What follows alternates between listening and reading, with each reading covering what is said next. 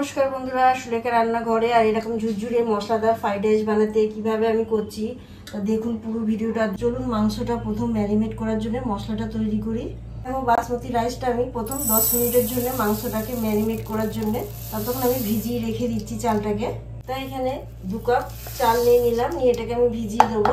এটা ধরে দিচ্ছি জায়ত্রী, জয়ফল আর তার স্টার এলাচ এটা দিয়ে দিলাম, দারচিনি, এলাচ, লবঙ্গ, 2 কাশ্মীরি লঙ্কা, অল্প একটু কাজু বাদাম করে হালকা করে ভেজে নেব। এটা হালকা ভাজা হয়ে গেছে, এর উপরে আমি এবার 1 চামচ জিরে দিয়ে দিলাম। দেখো মশলাটা পুরো হালকা হালকা করে ভাজা হয়ে গেছে, গ্যাসটাকে বন্ধ করে দিয়েছি। এটাকে ঠান্ডা করবে একটু। তো মশলাগুলো দেখো হালকা ঠান্ডা হয়ে গেছে, এবার আমি এটা পেস্ট করে নেব। মশলাটা দেখো পুরো গুঁড়ো গুঁড়ো হয়ে গেছে, এটা আলাদা ঢাকনা দিয়ে রেখে দিচ্ছি। ওই মিক্সিতে আধখানা টমেটো দিলাম, দেখো একটা পেঁয়াজ আর 7-8টা রসুনের কোয়া, এটাকে আমি পেস্ট করে নেব অল্প জল দিয়ে।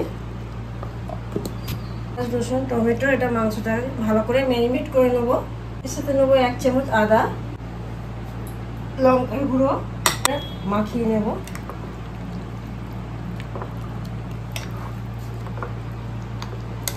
আন্দাজ মতন নুনটা দিয়ে দেবো, পাতিলেবু রস।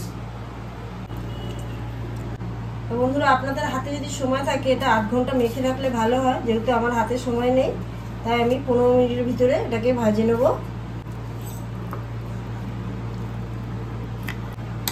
এতে 2 চামচ কর্নফ্লাওয়ার দিয়ে দিয়েছিলাম, দিয়ে মাখিয়ে নিলাম। দেখো মাংসটা আমি কড়াই বসিয়ে দিয়েছি, এইখানে ভাজাটা বসাচ্ছি।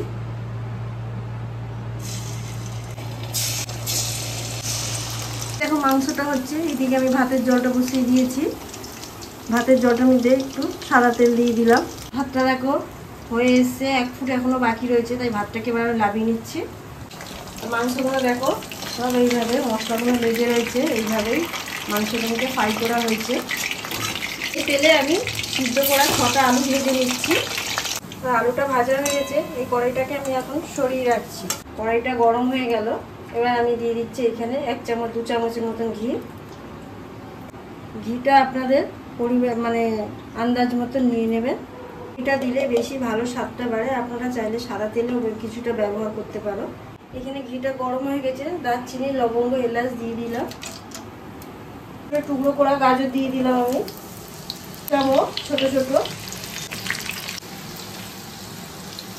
ভাত অনুযায়ী পরিমাণ মতন নুনটা দিতে হবে। চিনি আন্দাজ মতন, মিষ্টি যে যেরকম খান সেরকম দেবেন। আর ভালো করে নুনটাকে দিয়ে সবজিটাকে দেখো পুরো হালকা ভাজা হয়েছে। এই সময় কি করতে হবে, বিনস আমি কেটে রেখে দিয়েছি কুচো কুচো করে, দেখো এখানে ছড়িয়ে দিচ্ছি। করে দেবো যে ভাজা মশলাটা ভেজেছিলাম, এই ভাজা মশলাটা দিয়ে দেবো ঘিয়ের সাথে। কালারটা তাহলে ভাতের সাথে খুবই সুন্দর হয়। গ্যাসটা এই সময় একটু কমিয়ে রাখতে হবে। এরপরে দিয়ে দেবো আমি এর উপরে ভাতটা দিয়ে দিলাম। ভাতটা দেখো কতটা বাকি রয়েছে এখনো, ভাতটা দিয়ে দিলাম। গ্যাসের সিমে রেখে এইভাবে নাড়তে হবে যাতে মশলাটা না পুড়ে যায়। আর মশলাটা দিয়ে নাড়ছি, ভাতটা সুন্দর একটা গন্ধ বেরিয়ে গেছে, খুবই সুন্দর। এর উপরে এবারে আমি কি দিচ্ছি দেখো, এর উপরে দিয়ে দিলাম 1 চামচের মতন দেখো কেওড়া জল, দিলাম গোলাপ জল। একটু ভালো করে নাড়বো। দেখো ভিজেছিলাম, মশলাটা কতটা গায়ে লেগে আছে বোঝা যাচ্ছে। দিয়ে এবারে মাংস সব একসাথে ভালো করে এগুলোকে একটু 2-3 মিনিট ভালো করে নাড়বো।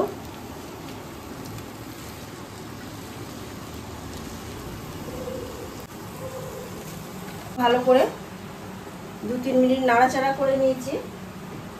জলটা দেখো কতটুকুনি দিচ্ছি, যে মাংসটা ছিল থালায় এটা দিয়ে জলটা দিয়ে বন্ধ করে দেব।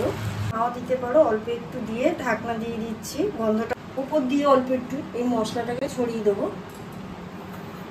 গ্যাসটাকে সিমে কত মিনিট রাখছি তারপর আমি পরে বলছি। এভাবে দেখো 10 মিনিট রেখে দিয়েছিলাম, তো পুরো রেডি হয়ে গেছে, বোঝাই যাচ্ছে হয়ে গেছে। এইভাবে দেখো কত সুন্দর হয়েছে, ভাতগুলো ঠিক রেডি হয়ে গেছে। তলায় আর অবশ্যই বাড়িতে বানান, দেখবে বাচ্চারাও খেয়ে খুশি হবে।